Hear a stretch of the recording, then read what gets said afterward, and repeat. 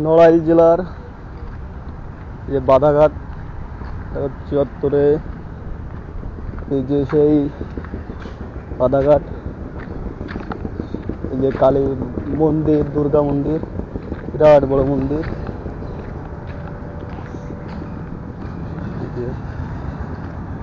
সুন্দর একটা পরিবেশ নড়াইলে। ঠিক আছে,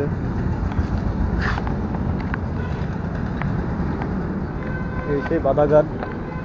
ঠিক আছে, নড়াইলে সবচেয়ে সুন্দর একটা জায়গা বাধাঘাট। সেই জমিদার আমলের থেকে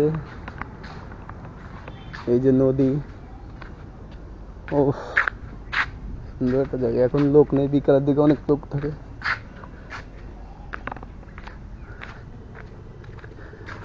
বাধাঘাট সেই জমিদার আমল থেকে এই বাধাঘাটে একসময় বাণিজ্য করা হতো। এই যে জায়গা বিভিন্ন রাজারা, মহারাজারা এই করলে আসতো। বাধাঘাটে পানিতে শুকিয়ে গেছে, সুন্দর জায়গা। যেমন নড়াইলে